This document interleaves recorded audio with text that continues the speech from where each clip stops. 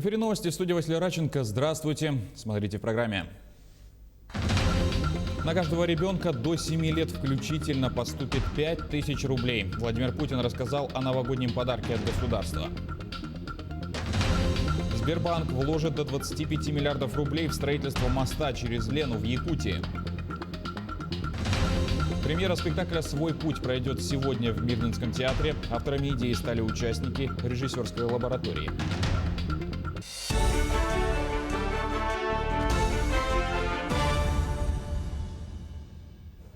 Семьям с детьми до 7 лет включительно выплатят по 5000 рублей на ребенка. Об этом заявил президент Владимир Путин во время большой пресс-конференции. Он уточнил, что речь идет о каждом ребенке в семье, а деньги должны поступить до Нового года. После окончания пресс-конференции на сайте Кремля появился соответствующий президентский указ. В нем подчеркивается, что эту выплату не надо учитывать при расчете других мер социальной поддержки.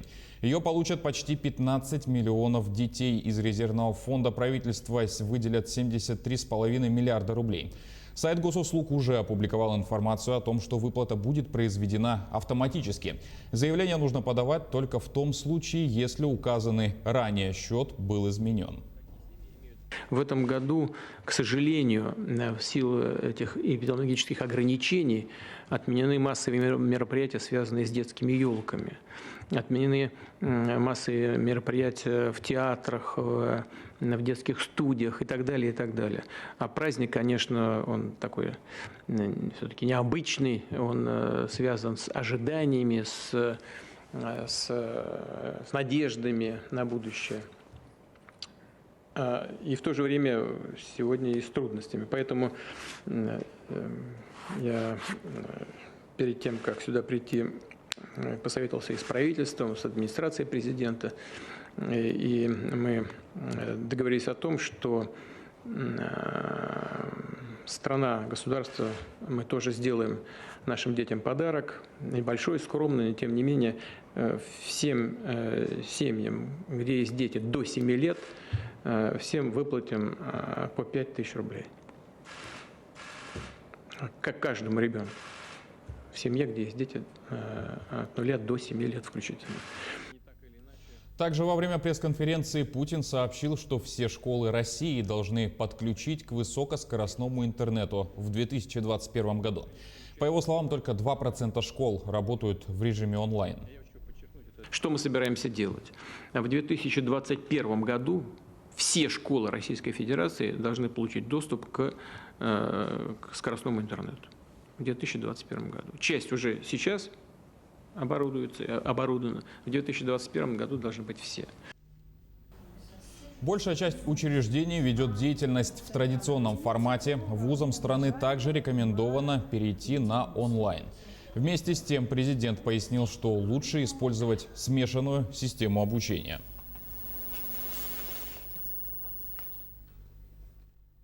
Сбербанк стал участником проекта по созданию Ленского моста. Об этом сообщает компания ВИЗ. Банк открывает кредитную линию на 10 лет с лимитом до 25 миллиардов рублей.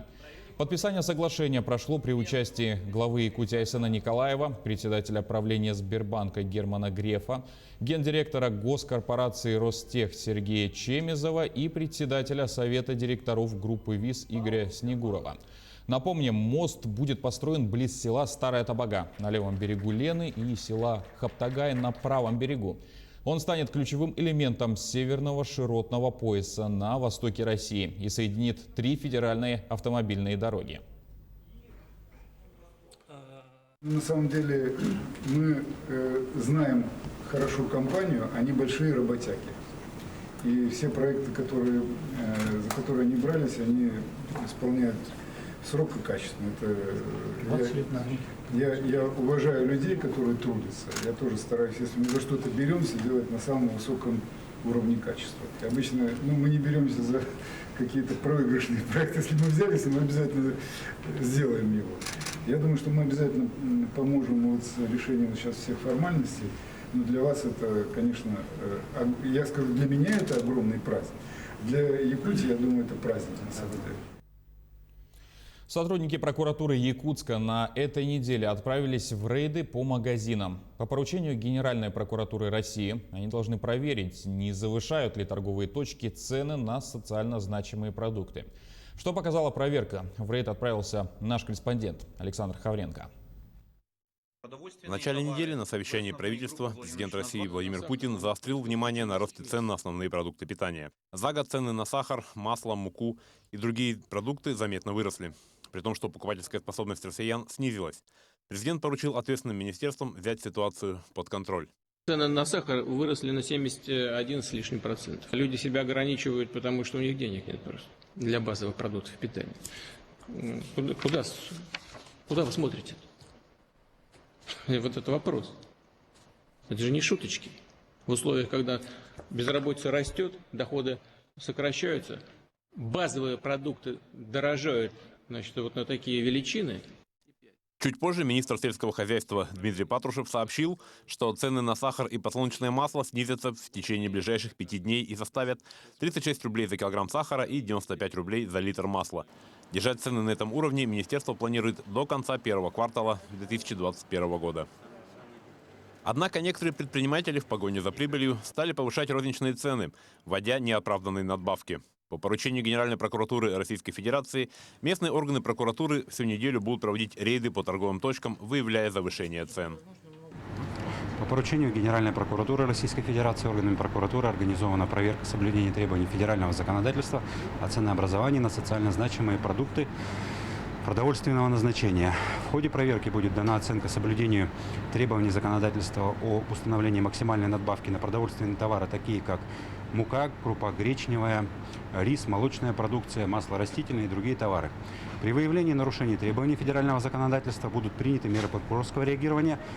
На сегодняшний день уже составлен один административный протокол по факту завышения цен и превышения магазинами предельной надбавки. Приезжая в магазины, прокуроры проверяют не только цены, но и другие сопутствующие нарушения. С привлечением специалистов по вопросам ценообразования в данной торговой точке нарушений, связанных с превышением максимальных предельных надбавок на продукты питания, не установлено. Вместе с тем органами прокуратуры установлены другие сопутствующие нарушения требований санитарного законодательства, касающиеся отсутствия отдельных, требований к продуктам питания, реализация продуктов питания с истекшими сроками годности, в связи с чем органами прокуратуры будут приняты меры прокурорского реагирования в указанной части.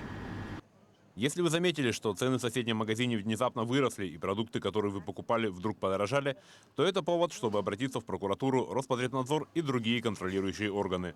В случае подтверждения завышения цен торговое предприятие ждет наказания.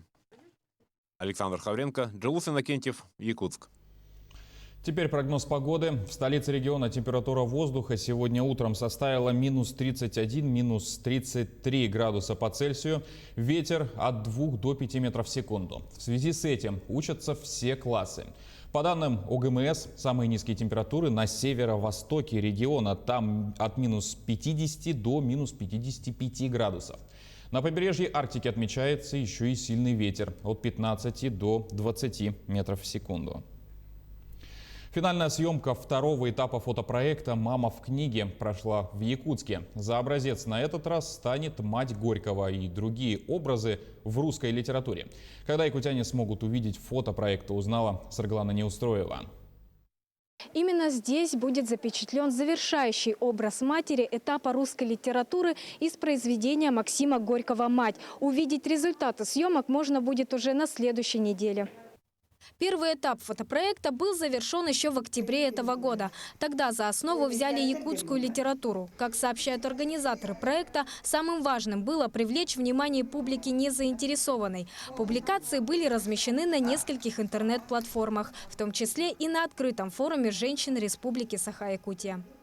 Хотя мы все это и проходили раньше, либо читали, либо в школе, либо еще в каких-то моментах задевали эти образы, но все равно это же достаточно большой труд представить себе, как это все происходило, как это должно было быть, как она должна была выглядеть. Как бы в одном кадре должен раскрыться достаточно такой емкий образ, который создавали, скажем, в таких вот великих произведениях.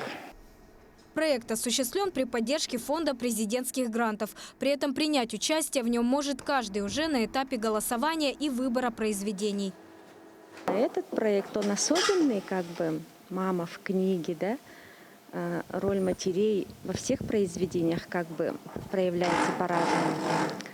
И мне вот позвонила Дарья и предложила просто, тоже взяла вот мой номер с проекта, с смарт-библиотеки. И я очень рада была участвовать в этом проекте. Как отмечает автор проекта Дарья Филиппова, реализация «Мамы в книге» не была бы возможной без поддержки Русского и Саха-театров. Именно они предоставили площадку для съемок, а также реквизиты, костюмы и многое другое. Мы очень благодарны нашим партнерам, которые помогали организовывать эти съемки. В первую очередь это коллективам театров. Без их помощи этот проект не состоялся бы.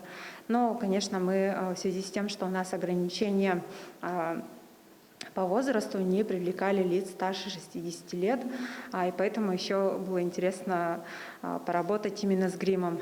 Наш гример замечательно, Наталья Томская, замечательно справилась со своей задачей.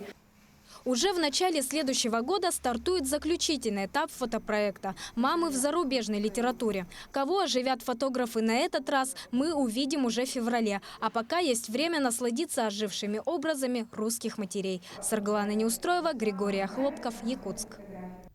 А уже сегодня в Мирнинском театре состоится премьера спектакля «Свой путь». Автор пьесы Ярослава Пулинович. Режиссером-постановщиком выступил Артем Галушин.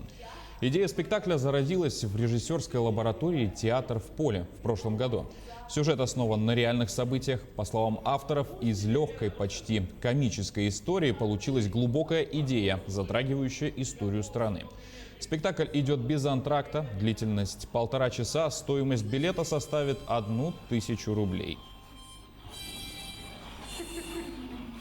У нас приглашенный режиссер, да, он, в принципе, не один спектакль уже ставил, режиссерская такая версия. Ну, это очень интересный взгляд на современную жизнь, да, на современное общество, да, на современное отношение к семье, к отношениям. И очень сильно такая очень сильная параллель с современным миром. Там, ну, это надо смотреть. На этом пока все, но наши корреспонденты продолжат следить за развитием событий, а мы будем держать вас в курсе новостей. Не забывайте носить маски, дезинфицировать руки и держать социальную дистанцию. До встречи в эфире.